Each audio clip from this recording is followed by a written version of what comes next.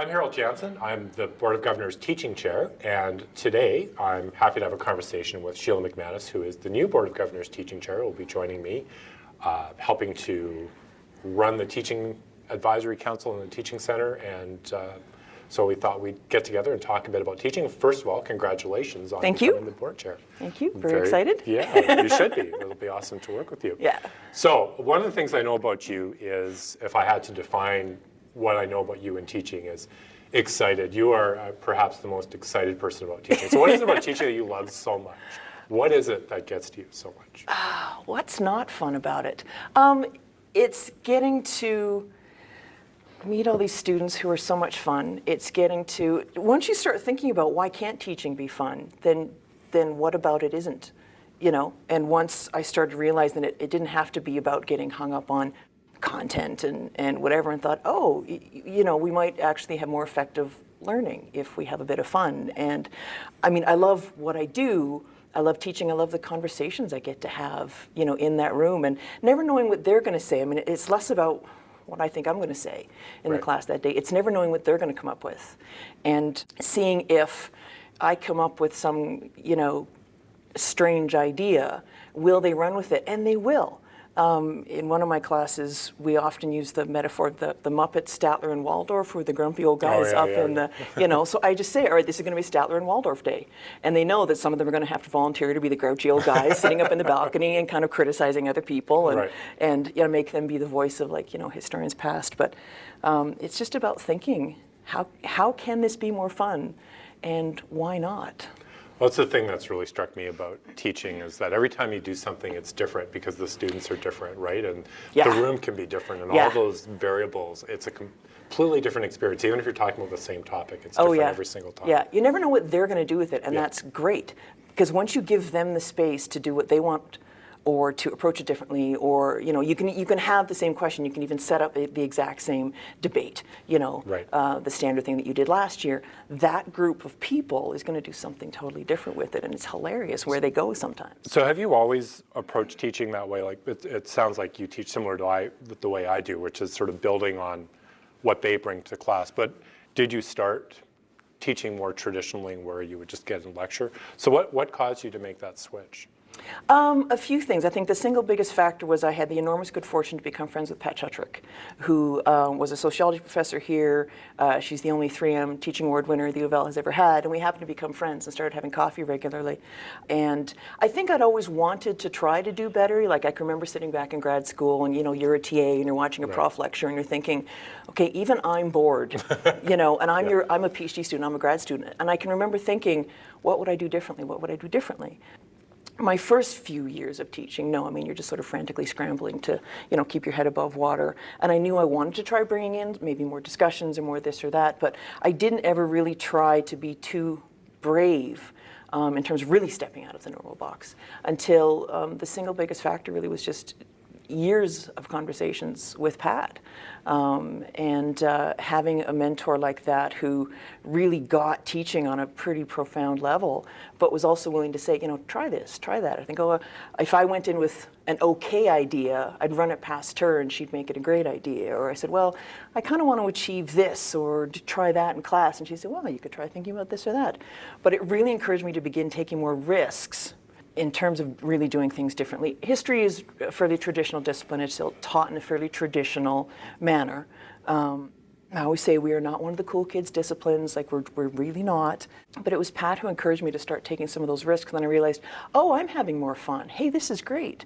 And then you start trying to read at least a little bit of the scholarship around teaching and learning, which none of us ever read, you know, because we're not trained to do that. And you start realizing that, oh, some of these ideas kind of track with what some of these, you know, much smarter people are saying. Your students will learn better if you have tried this or that. I thought, all right, okay, I'm going to try this or that. So it was then, you know, kind of getting the confidence. So I always give kind of, you know, first credit to many hours of conversations with Pat Chutrick. One of the things that I've realized is that taking risks in the class, that's hard for a lot of people to get to. You have to have a lot of confidence in yourself and in your teaching before you feel comfortable doing that. So how did you get to that point? When I sense resistance from colleagues that I talk to about try some different things. I'm just struck by just how utterly fearful they are of going outside the box because it might not work. So how did you get over that? I think probably partly Pat, partly realizing that my natural inner goof could come out, and that was okay. Yeah. But again, beginning to, one of the best things Pat ever said to me was meet them where they are. And as academics, we're so trained in our discipline, and you can develop a real ego around that. Like, I am the expert in whatever. And to take any risks, you have to have some confidence. But it's actually also simultaneously about putting that ego aside. Right? And being willing to try something and have it fail. Being willing to let your students see that you don't really know what you're doing sometimes. Or it can sometimes even take years to say, when the student asks the question, and to say, I don't know the answer. Let me go look that up for you. So you're right, it is confidence. And I also sometimes simultaneously see that as being willing to to put the ego aside and be a little bit insecure, be a little bit vulnerable in the classroom, and have them see that, it strikes respond. Me as we're going to now become amateur psychologists and psychoanalyze all our colleagues. But it strikes me that a lot of the ego that you see is actually covering up a deep insecurity. Oh, absolutely, I would agree. And that's what I've observed. Yeah. Yeah, and that comfort zone, and that's fine. If their comfort zone is behind a podium lecturing, okay, and they do it well, and they do it well, that's fine. Maybe they might want to consider one or two ways to perhaps liven up a traditional lecture, or maybe for them the step is going to be, let's try, a slightly different assessment strategy. We don't all have to have the same teaching style. I have found mine, and it was partly Pat, it was partly, a few years ago, really beginning to get in touch with the teaching center and all the great faculty and, kind of all the collective knowledge here, and say, oh, all right, let's try stuff, because, much smarter and much more experienced teachers have tried this. And I thought, well, why not? But yeah, I think you're absolutely right that so much of the resistance is insecurity, because we're used to being the experts and the ego in our research fields. And it can be very frightening to admit in teaching, none of us in PhDs other than Ed, none of us have any training in how to do this job, and we're kind of making it up as we go. And I decided a few years ago, I'm just fine. Yeah, I don't know what I'm doing. Let's play. Exactly. Right? Why should I let that stop me from having fun? Let's play and go see what happens. Now, you mentioned Pat Chutrick, yeah. And I know she was a real mentor to you, and that's a really important thing, and I know that's a real focus of your work with the Teaching Center and something that you want to emphasize in your 2 years as a board chair. So what was your experience with her as a mentor? Why was that so valuable to you? It was partly, it helped that she had a very similar teaching style to the one I was trying to develop. Okay. But it was also just, it was over a cup of coffee. It was very casual. It was very relaxed. She would say, how's teaching going? Right? And I would just kind of start talking about this class, that class, what was working well, what wasn't working well, what I wish I could do better at. So it was always, there was never any sense of judgment.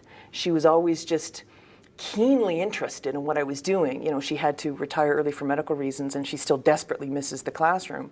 So she was always very interested in what I was doing and what I was trying, but we had similar styles. I think if we had had very different teaching styles, that mentoring relationship wouldn't have worked as well. And that for me is sort of partly what I'm hoping to expand over the next couple of years. We all teach differently. We all have different styles, and that's okay. Yeah. And sometimes it's about pairing you up with the right kind of person to just have a casual, completely non-judgmental conversation. How's it going? What worked? What didn't? And having a safe enough space to say the what didn't part, right? Bringing it back to the ego and the insecurity. You sometimes need to be able to talk to somebody about when a class has just gone royally sideways on you, or you tried something and it really did work horribly. The academic ego could kick back in and say, well, I'm horrible, I didn't know enough, have that traditional academic response to things. You need people who will say, it didn't work well, that's fine. What did you learn from it? What could you try differently next time? Non-judgmental, not evaluating you, not criticizing you about it. What are you highlighted how Pat taught similarly to you, and you obviously got along well on a personal level. So it strikes me that one of the challenges is how do you match people up with somebody similar to you, right? We have this huge institution, everyone's very busy with research and meetings and just keeping their head above water half the time. So how do we go about doing that? I mean, it's something you and I have talked about many times, and not in front of cameras like this, but how do I mean, and that's obviously something you want to deal with, but what are your ideas on how you think we can do that? So far, it feels like it's been hit and miss. You know, it's like some of us, we sort of began finding each other, whether it was through teaching center workshops, talking about teaching, you know, but it's often the similar kinds of people who are at a similar kind of point in their teaching, and they're ready to play and they're ready to try something different. So it began to be really easy to find other people who had very similar philosophies and approaches and this kind of thing. One of the first things I'm going to do is there's an extensive literature on mentoring in the business world, but also for teachers, right? Because they're the people who, Right. you know, their profession is kind of built around that sort of model, their training. So I want to start delving into that literature in terms of how do you locate the good mentors, and then how do you pair people up appropriately, right? You and I would be a disaster for someone with a very different teaching style, you know, because then they might feel like I wasn't really understanding their style and what they want to achieve. So I don't know yet how to do that. So far, it feels like this incredible, lucky happenstance, right? That, you know, we both know all of these just really amazing teachers on campus, and there's been different circumstances that helped bring us together. But that's what I'm sort of exploring. I need to do a bit more reading about industries and professions who have done a lot of this for a long time. What can we learn from them? Because what I'm finding is there's very little scholarship about mentoring in a post-secondary institution that isn't about faculty and grad student. Right. I'm trying to get at sort of that peer mentoring possibility, and then how do we build on what we've already got and begin reaching out even more to, you know, we're a really fun bunch of people already, you know, come hang out with us. It strikes me that that's especially important in a post-secondary environment because, as you said, we don't get the formal teaching training, and you learn on the job or you learn from the people around you, right? And we do a lot of the former, where we throw you in front of a classroom and you figure it out. And I know I feel really bad for the students the first few classes I taught because, oh yes, boy, they watched a lot of painful. I learned a lot more than they did, I think. Yeah. Yeah. So that second piece about connecting people, or just having somebody to talk to who's been there and who's faced those disasters classes, or had an exam question that you thought, I know I've had someone I thought, oh, this is a really clever exam question, and none of my students understood it. Yeah. Oh, great, I just totally blew this assessment because I asked a really dumb question. Yeah. And if you'd had somebody else to talk to who might have had the same idea a few years ago and said, oh, Yeah, you know, no, I don't tried go that, there. trust Yeah. me, don't work. You know, it's not going to work, don't go there. I think part of that just building a culture where Yeah. people talk about their teaching more. Right? Yeah, exactly. Because it's I think that, you know, two things. I just say we throw people into classrooms and then literally shut the door on them. So there's you and your students, but in so many ways you're very alone in that space. Nobody else ever sees you. It becomes this deeply private, intimate, personal thing that you're doing, and you don't want anyone else to watch. Yep. As if you're not doing it in front of 90 students or, you know, whatever on any given day. Or as if they don't you talk know. to each other or to your colleagues about it, right? Yeah, which is very much kind of the scholar model. Again, most of the disciplines, we're not really yet at sort of the team research or real interdisciplinary work yet. So most of us develop as solitary scholars. You spend enormous amounts of time on your own, in your own head. So it's changing a fairly fundamental piece of university culture as both researchers and teachers, that you don't have to be alone. You know, you might happen to be alone in that class with your students, but outside that door, you've got a ton of colleagues. There is, you know, a teaching center with all these resources. There's so much help out there if you just want to talk to somebody, but make it okay to talk to somebody else without having it be evaluative, without having it be about, oh, is this going to come up on my PAR next year, or, you know, that kind of thing. So I feel like we are partly trying to work on changing a fairly deep-seated piece of university culture, which is that you don't speak to each other, you know, about this piece of your job. So this is one of the challenges that I've observed around this in my first year as board chair, is that we tend to do a very good job of attracting people who are already very interested in teaching. And how do we avoid mentoring where it's people who really love teaching, are already pretty good at it, just help each other to get better and better and better, which is still a valuable thing. But how do we, I mean, I guess to me one of the challenges is how do you reach those people who maybe want to, but because the emphasis on research at the stage in their career they're at, or department culture or other sorts of demands. I guess to me that's one of the challenges that I really see. I don't know if you have any ideas. I haven't solved this after a year. No. So I'm expecting in the 10 minutes we've been talking. I think we should have it. We really have it locked by the end of Exactly. this. Absolutely. We'll leave with a clear plan on how to reach that. It's like with students. It's always your B students coming to you wanting to know how to get the A. You know, and I think we're very much at that stage with the community of teachers right now. There's the people who come to talk about teaching are already at least a little bit interested and enthusiastic. And I don't mean to extend the student metaphor to our students too much, but it's partly that there's some of them who are just never going to want to, and Right, that's okay, yeah. right? They're never going to want to have anything to do with the teaching center or thinking about their teaching because they are first and foremost a research scholar, and that's where their heart is, and that's fine. It makes me very sad for their students.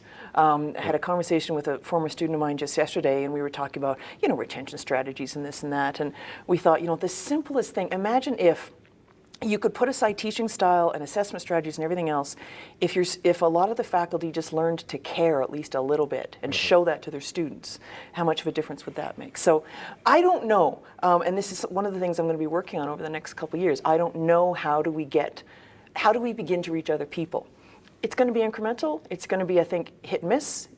We've talked a lot about various ideas for how to begin to expand the conversations, make more people want to come out to a teaching center event, make more people want to sit down and have a cup of coffee with a colleague down the hall.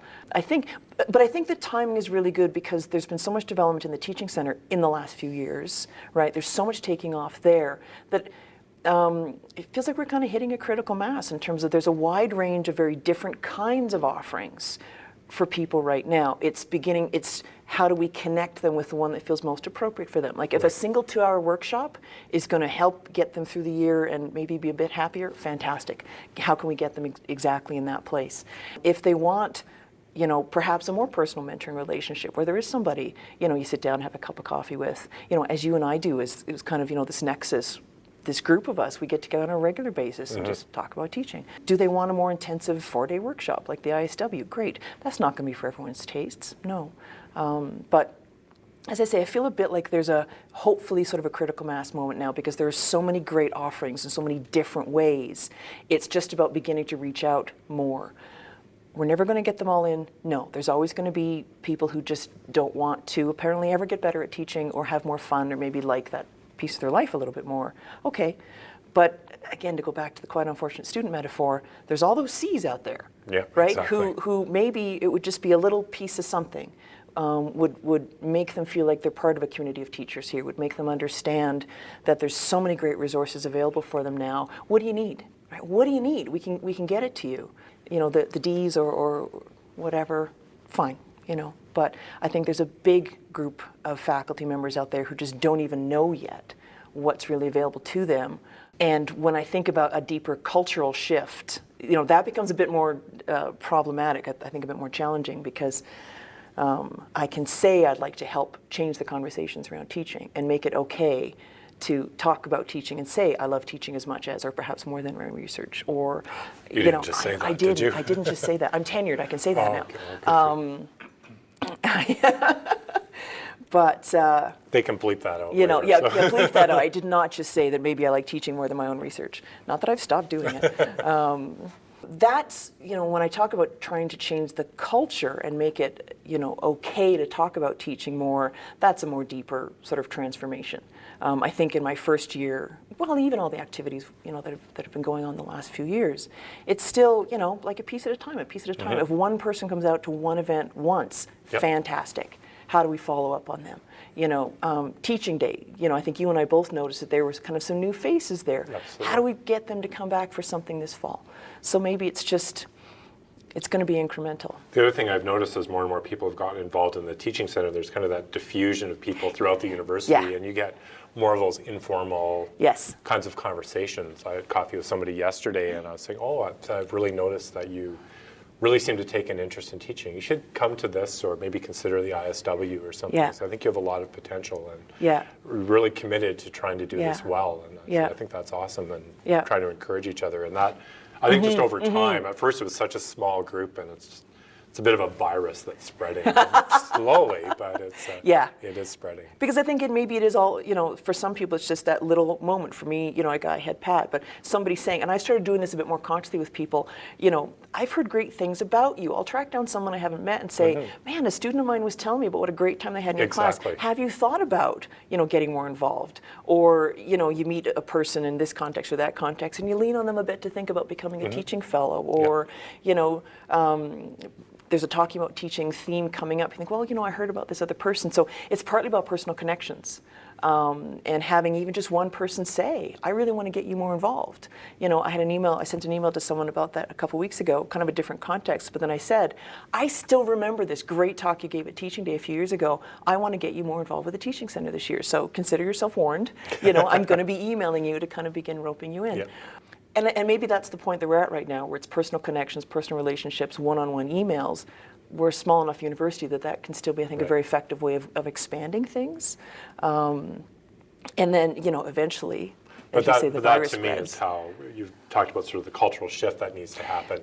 I mean, the one thing as political scientists that I know is that culture doesn't change from the top down, right? It takes, it's slow, and that is a more organic, natural kind of, well, historians know that too, I suppose. But, but cultural things, it's slow, it's bottom up, and it takes time. Culture does not change quickly. Yeah, and I think that's how a lot of us have felt maybe over the last year. So like the top down, right? Like absolutely. Like the A's or the high B students are already kind of hanging out and getting together and doing stuff and talking a lot about this. The other kids are smoking in the bathroom. Exactly. Yeah. How do we get to the kids who are smoking in the bathroom? We have this great teaching center. We have already this fantastic nexus of people. I don't want it to be a top-down thing. And I don't think that strategy works with faculty anyway, right? You can't make a faculty member do anything. You have to make them want to come to you. Right. So how do we begin spreading that? And I think it's just the conversations, it's informal, it's, the board chairs, get to use this position of visibility, to expand more of these conversations, but then start letting it happen more on its own. It's funny, and this is really something else I wanted to ask you about. As the board chair, one of the things that I've had is a lot of people feel willing to sometimes vent to you about frustrations with various things. I've had a lot of interesting conversations with the kind of people who don't normally come out to the teaching center because they know this position that I have.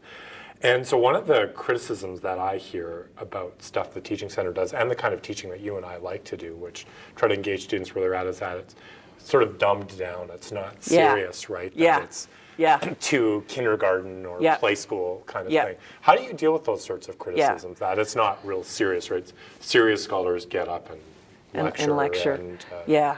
I try to come at it sideways because I think that has been an ongoing challenge with, say a lot of the faculty who do the hard sciences. You're like, you're a social scientist and I'm a humanities person, so this allows us to be touchy-feely and funny and, whatever. Not that touchy-feely and funny are words normally associated with our disciplines. No. But, I try to come at it. I have similar conversations sometimes. But I have to cover this amount of content. But it's like, okay.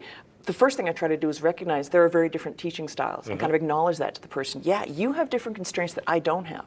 I am not responsible to, whether it is the hard sciences, the nursing faculty, right? That kind of thing. They have very real obligations to a program or to making sure that the students leaving this year have exactly this kind of content for the very next course. So I try to start first by just by acknowledging that difference to them. Like, you're right. You have very different constraints than I do, but there's nothing wrong with lecturing. Is there any way we can, help with that? Is there any way to even just modify your assessment strategies? Sure, discussion groups and Muppet analogies or samurai movies, they're not going to work for you in your classes. You're absolutely right, they're not. What can we do for you? What would you like to work on? Active learning can take many, many forms, not just the forms that I happen to enjoy playing with in class, but just come at it some other way. Fine, let's talk about assessment, and that doesn't have to involve challenging them as a lecture-driven teacher at all, fine. But I think it has to begin by saying we all have very different kinds of teaching contexts, and the stuff I like to do would absolutely not work in a lot of the classrooms and disciplines on campus. Fine, okay, what do you need? What could we help with? What would you like to have us do? And I think it's something that we need to be really aware of because, you and I and most of the folks associated with Teaching Center, we do have, kind of a common language or very similar teaching styles. And we can't run the risk of alienating people who think, oh, well, sure, you guys just do all this funny stuff and you don't understand what it's like to teach content-heavy courses, whatever. Some of my favorite professors as an undergrad were straight lecturers, but boy, they were really good at it. Like my first year history prof, for example, was real old, crusty lecturer, and his little sop to engaging students, he would occasionally deign to turn and spell a name on the board for us, right? That was about it. But it was just mesmerizing because he was so good at it. And he was very effective. I still remember a prof I had during my first degree. He taught the enormously popular World War II class, and it always had to be scheduled, located in what at that time was one of the biggest lecture halls at U of C. He lectured for 3 hours, and yet 20 years later, I remember how much I enjoyed and felt engaged by those lectures. That's entirely possible to still be extremely effective teaching and learning. A lot of our students still prefer that mode, right, as well, and we have to acknowledge that. So it's trying to not come at it with, it's my way or the highway, and my way is better than your way. No, absolutely not. I have my style, and I like it, and I know why it works for me. You have very different constraints. Tell me about those, right? I think it has to begin with, this is something you've talked a lot about, and you're going to be working more on this fall, listening to our faculty. What do you need, right? I can come up with 10 ideas for stuff that I think would be really cool, and that might not be what you need at all. Fine, tell me what you need. What can we do for you? And I'm going to have to educate myself more about, I have been trying to make an effort to educate myself more about the kinds of very real constraints that colleagues in very different disciplines and very different teaching modes face that I don't. Absolutely. I have enormous leeway in my classroom. I have, my discipline is much less, my department is much less worried about, each layer has to precisely dovetail. Those nursing faculty have some very serious constraints on them in terms of a provincial curriculum and everything else. Well, I mean, this is something that I was wondering when you talk about all your grouchy old men from the Muppets and things that you do. The thing that struck me when I've done some things that are different in the classroom is the resistance doesn't always come from my colleagues. It often comes from my students who actually would much rather just sit back, copy down what's on the PowerPoint slides, browse Facebook till the next slide comes in, copy it down. And when you're making them do, and especially different kinds of assessments really stress them. They know how to write the papers, they know how to do a multiple choice or a written exam, but if you get them to do something different. So how do you get students to come along with you on that? Explain why you're doing it. And that was something else I learned from Pat years ago was, she always said, why don't we just tell them why we're doing stuff? And I'm like, oh, what a revelation. Why not just tell them why we're doing stuff? Right. Exactly. Right? Instead of having it be this mysterious process and they don't understand why we are doing this and not that. So for the last several years, I've worked very, very hard at being extremely transparent about this is why I do this. My first year classes now, I literally began giving kind of a warning on day one. Like, all right, this is one section, there are other sections. This is what's going to happen in my section. And I give them the, they see the outline, the assignments. There are no traditional exams, there are no exams at all in this first year class. You are going to have to talk to each other. You'll see there are discussion days here. And I try to phrase it as, if this is not comfortable for you, then, I strongly encourage you, try a different section. If you are a more traditional learner or you do better at exams, I don't ever want to tell a student that, oh, well, you don't really learn better that way. I'll say, if you prefer, kind of exams, if that's kind of your strength, I'd encourage you to consider a different section because I don't do them. And then a lot of the other ideas, and you and I have talked a lot about this, are my second year methodology class. It's the one required class that the history majors all have to take. And that has been the class where I have experimented the most and had the most fun. That's where my Muppets come in most often. So the course already has a reputation a bit around the department, but I feel enormous freedom in that class. I mean, how do you make methodology and skills and historiography, fun and engaging in any way? But as I say, it circles back around to once Pat saying to me, why don't we just tell them why we're doing what we're doing? And I've just really worked on that. So if they ever want to know, and I explain to them, I don't do exams for this reason. I want to work on these skills, and that's what we're going to do. And I've begun laying it out a little bit in the description of assignments. Not in any great detail because most of them aren't reading it anyway. But it's made me think through, what do I really care about? What do I really want to get from them? I can't explain it to them why I'm choosing to do something different, or my assignments are different, or my expectations are different. I can't explain it to them unless I've thought through, myself, and I don't really have any business kind of messing around with them unless I have some idea of why I'm messing around with them. I find that easier when you've done an experiment once. It's always easier the second time when you know it's worked, because you can tell them, oh, I did this last time, and everybody learned the material much better. They're much more skilled and confident at it. I can tell you that the first time I've done stuff, I've had to say, theoretically, this should help you learn better and engage the material better and get a deeper understanding of it. But I don't know for sure, so I'm going to experiment on you, and you have to trust me. And it comes back to that confidence again, like having being able to say to your students, I've never tried this before, this is new for me, but these are the reasons why I've chosen to try it. Let's see how it goes. And that was a really big hurdle for me to get over. I don't remember doing that my first few years. Oh, no, no. At all. No. To let them see the thinking, let them know when I'm trying something, Right. let them know when something has failed miserably in previous years, and I've worked on it in this way. I've It's found- that vulnerability again. And I've actually found that's where sometimes the scholarship on teaching and learning can help, because if you can Yeah. tell them, and I've seen research that tells me that if I try it this way, it should help you learn Yeah. better. And there's research that supports what I'm doing. So it helps build up that confidence a little bit. I'm Yeah. not just winging it. Occasionally I have. But, Sometimes I am just making this up all by myself, but I began a rewrite assignment a few years ago, an automatic built-in rewrite, and I say to every single class where I do this now, the reasons why I do this are, I read some research saying that students' writing will improve if they're given the chance to rewrite an assignment instead of always having to do something new. I said, this is how faculty members get better. It's called the revise and resubmit option. Yep. Where you don't have to do something again from scratch. You're going to take my comments and my edits, and you're going to work on that. And that's why I do this assignment. And then I have sort of built in other aspects to it. And I get just no pushback from students on that. In the last few years, as I've really tried different assessment strategies, and I always couched them in terms of, well, I've read this research which suggests this. Right. And that's partly me deferring to authority, Right. which is like perhaps the standard university mode, but it's also to reassure them I'm not just making this stuff up. No, exactly. Right, Yeah. and there's a ton of research on student learning, and I'm trying to actually engage with some of the best practices that way. And I just, you get the occasional comment on the student evaluations, but being able to tell them why we're doing something and what my thinking is and what I want them to get out of it, at least partly what they're also hearing in that moment is, I'm actually focused on their learning. Right, exactly. Right? And I might not be saying it explicitly, but they really are taking that piece away. That what I'm focused on is their learning, which is a very different thing from the content I feel like conveying, you know?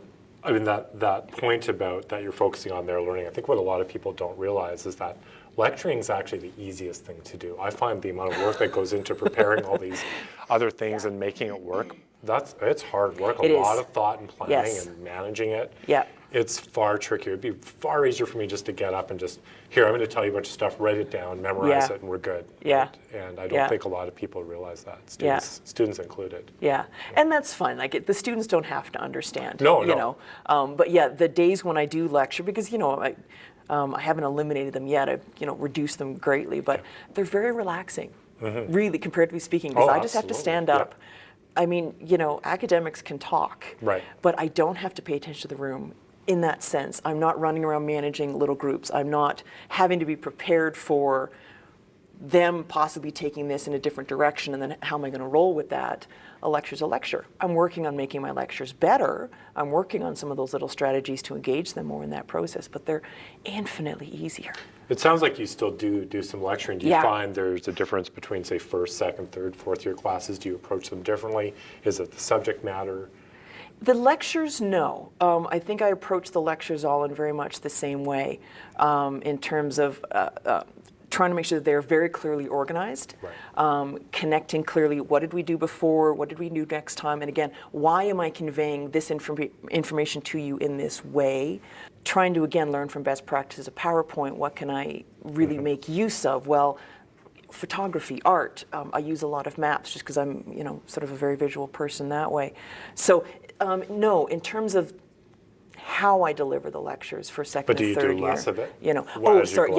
Yes. My first year course, I'm down to about, I'm still at about perhaps 80% of class time is lectures. Right. That's about the same for me. Yeah. My second year class, the methodology class, there's no lectures whatsoever. I've eliminated them completely at second and fourth year. My third year classes, I've gotten them down to about a third of class time. And I might be able to drop it a little bit less than that, but it sort of depends on the class. And I asked my students quite clearly in one of my third year classes this last spring, again, this is why I do it, and I tell them why I do it. What do you guys think? How did that go? And most of them said, I liked having more time to discuss. I liked that we got to kind of get into these readings.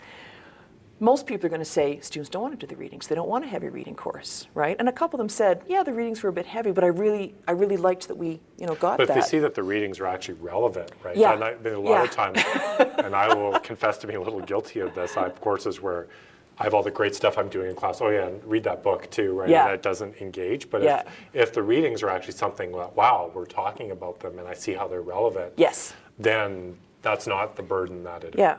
is Yeah. if it seems unrelated Yeah, to the course I content. do course packs, right, for pretty much every course. I'm never satisfied with what kind of options are out there. So I've just, one of the blessings of my teaching fellowship, the fellowship I had back when the teaching center was Kayla a couple of years ago, was it gave me time to significantly rework a couple of my core kind of reading kits so that they're entirely customized to what I want to do, Right. and I can have clear connections. Like these readings this week, remember how we talked about this aspect last week, or tie it in. That same group of students said, well, maybe 1 or 2 more lectures because we really liked your lectures and we felt like we were actually kind of missing some of the big picture stuff. Okay, good, thank you for that. Right. Now, granted, this was it's a third-year class. It wasn't first-year students. The first-year students who still get a vast majority, the biggest chunk of the class is still lecturing. And there's a little bit more resistance there to the discussion days. Well, I don't want to spend time talking. I want you to tell me what. There's nothing I can It's do funny about that that. you do. So you do actual discussion days. What I actually Yes. do when I do first year is I switch back and forth between, because I found my students after about 10 minutes, if I'm talking, they're Yeah. starting to shut down. So I Yeah. can switch back and forth a lot. I'll throw a Right. question out. We'll talk about it as class. Then I'll come back. Yeah. And then I'll talk for a few minutes. Yeah. So I find I've been switch trying back to and work forth. on that, and I'm not very good at that yet. Like, they're free to ask questions anytime they Yeah. like, and they do. They ask a lot of questions every single class. So I kind of wait for those moments. And, the last couple of years, I even have it written in the lecture, like, stop and ask this Stop question, asking, exactly. right? Or begin by asking them about this. And I've gotten better at sort of the beginning and the ending question. Right. I'm still really struggling with breaking my own flow in the middle, which is really interesting. Like, I really want to use some of these much better ideas around lecturing, and even I'm struggling. I can go for 45 minutes Oh, yeah. in the middle, Yeah. right? And sure, I had lofty plans to ask them a very good question, do a quick Sometimes think, you pair, just get share, on a roll, right? It's like, Yeah. wow, I'm really good. I'm Well, cooking here. And it's also because those lectures for me, I very deliberately make, because this is first year history, I make them as narrative as possible Right. as well. Yeah. Because, what else can you do? I'm trying to engage them No, absolutely. literally in kind of a bigger story. And it's mostly leaving time, making sure that they know they can ask a question at any point in time, Right. and they do. I'm always surprised when other people say, oh, my first years don't talk. I'm like, really? I don't have that problem. Well, I found the secret is you got to get them talking on day one. Absolutely, that's And exactly at the it. beginning of a Yes. class, always open with a question. Yep. So you start with them talking. Yes. Because if you Yes. talk to them for 30 minutes and then, now I'll throw a question Yes. at you, it just dies. They're passive. They've sat Yeah. for half an hour. They're not really engaging. All it takes is half an hour, and you have doomed yourself for the rest of the term. Absolutely, yeah. Right? Yeah, Yeah. I agree completely. Every single one of my classes, we begin with something active, but it's also they are hearing their voices right off the Exactly. bat. The minute we're underway And on that day sends one. that message that Yeah. that's what a big part of this class is going to Yep. be about, is you Yep. talking, not just me talking. Yeah, and I will listen to you, and there's going to be feedback, and we're Yeah. going to have a conversation Yeah. about what this class is about, and or I have some other sort of exercise built in that gives them ideas of what to expect. But yeah, I agree completely. It's the simplest thing to do on day one. I don't even care what it is. Yeah. Make them talk. Let them hear their own voices. Yeah. First year students, right? I like to teach my first year class in the fall, in the morning. I like being kind of the first instructor, first class they've had at U of L, yeah. right? I like that too. Yeah, because, again, I'm always a bit surprised at sort of the negative comments sometimes you hear from faculty about first-year students, and I just think they're great. They're so willing to talk to me They're not on day jaded one. yet. They're not jaded yet, but I've had a class of 90 students, and I can get them going on day yeah, one. yeah. Like, no, just ask them something, Yeah. right? If you're waiting for them to spontaneously hold forth on some topic, you're going to be sorely disappointed. Create the context for them to speak to you. Well, and it goes back to that point that Pat made to you about, which is meet them where they're at, Yeah. right? Yeah. And you have to be willing to meet them and hear what they're going to say. I always tell them, you know more about politics than you think you do. You've picked up a lot, and same with history. They've been Absolutely. through, they know more than they think they do, Yep. right? And it's just finding out what they know. And no, it's not that. I'm going to show you in class 1 how much smarter I am than you. Yeah. That dooms it, and I think that's Yeah. a problem a lot of people fall into. And again, it's Yeah. that insecurity Yeah. / ego problem. Yeah, it's modeling how we were taught, Yeah. right? And it's I mean, that is still the default university model, right? What's the phrase, sage on a stage, Yeah. the talking head behind the lector. I have all this content in my great big full brain. Yeah. I'm going to pour it out into your empty little heads. You know, it's a horrible model. Yeah. But if that's the only way any of us were taught, Right. then it actually takes some effort to begin to get out of that. Do you think there's, I mean, I'm sort of observing, and I've been here at the U of L long enough that, and I'm sort of, I'm at academic How long have middle you age been at here? this. I've been here 16 years. Middle age. I'm 16. I'm actually middle age, and I'm academically on my career. I mapped it out, and I figured I'm already about exactly the halfway point of my career. So I'm having this mid-academic life crisis. So one of the things well, it's not really a crisis. I'll buy a sports car. Yeah, exactly. Or a new clicker for my remote for PowerPoint I can't use slides. clickers. I talk so much with my hands. I had to abandon the whole remote. Well, sometimes I get too from the back of excited the and I've thrown it by accident.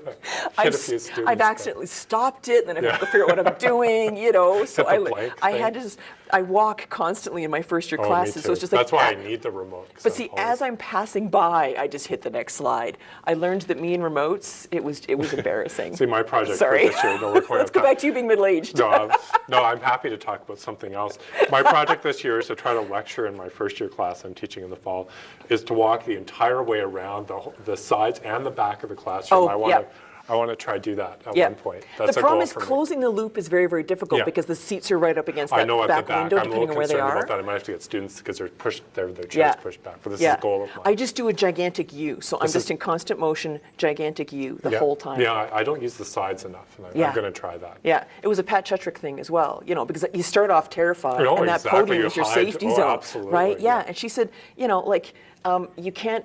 It was something about sort of creating a shared space. She's like, that's your space too. Trying to get them to see that they also own the front of the room is a whole separate endeavor. Right. But she said, that's your, you know, try moving a bit. So I started off walking side to side a bit more, and then I go a little ways up the aisles, and then. The first time I ever taught, my supervisor was there. It was a disaster. I was so nervous. I didn't sleep the night before. My heart was pounding. I got up there, and I took all this nervous energy. I just walked back and forth, back and forth, back and forth. Like I was almost sprinting back and forth. These poor students are getting whiplash in their necks as they're watching me. Anyway, back to being academically middle-aged. One of the things that I've observed, and I'm wondering whether this is a hypothesis of mine. Do you think there's a shift among younger faculty? Do you think this is slowly changing? Because I know when I was a student, everybody just lectured at us. Like I don't think I ever did anything active other than labs and science courses, right? Do you think it's changing? Do you think there's a bit of a generational shift among faculty? I seem to observe among my younger colleagues that there is a little more of an interest and willingness to try some different things. Absolutely. Yeah, I would agree with that. And I don't know perhaps exactly where that comes from, but in terms of, getting younger faculty, they're more open to having the conversations, dropping by and talking to people. And I wonder what that is. I mean, is it the fact that so many universities now have teaching centers, or that universities are now paying, it's not mere lip service anymore in terms of the quality of teaching? Right. Maybe it's that they're also, now I'm going to sound really old, which I'm not. What I was about to say was maybe that they have also experienced more of a shift in their own even K-12 education. That's right? what I'm In terms thinking. of maybe they're also expecting, they got more active teaching in their, you know, perhaps even undergrad, I don't know. But I think so. I mean, I think that's where the change is going to come from. And we've talked a bit about this too, right? You know, how do you begin to reach out to brand new or junior faculty members who are just trying to not drown the first couple absolutely, years? yeah. You know, I mean, every now and again, you know, there is certainly a more senior colleague who recognizes that they maybe have something that they could learn or could try. But I think our growth market is trying to get at more junior faculty, but balancing it with they need help to just survive the first couple of years. Because, you know, I had my first year full-time was not here, and I had a 3-3 load. So, you know, we all know what it feels like to have to walk into that class and you finished writing that lecture 10 minutes ago. Oh, absolutely. Right? Or you have it mostly done and you're writing the last 10 minutes in your head while you're giving it, right? Yeah. And that's something that I sort of hope more of those mentoring relationships can also play, because, you know, needing to helping new colleagues, junior faculty understand that I have been there, you know, and I have a junior colleague, and he said the most helpful thing I said to him the first year was, just get through it. Yeah. Just get through it. Reduce the pressure on yourself. Don't set any crazy, lofty teaching goals for yourself. Just survive first year. The fact that you even wish you could do a better job is admirable. Absolutely. Just get through it. And the first time you teach a new course, it's not going to be very good anyway. It doesn't matter who you are, how much experience you've got. The first time is just, you know, I said to this person, I don't think I've ever really liked any of my courses until probably, I didn't feel like I knew what I was doing until maybe the third time around. I began to like them a little bit the second time.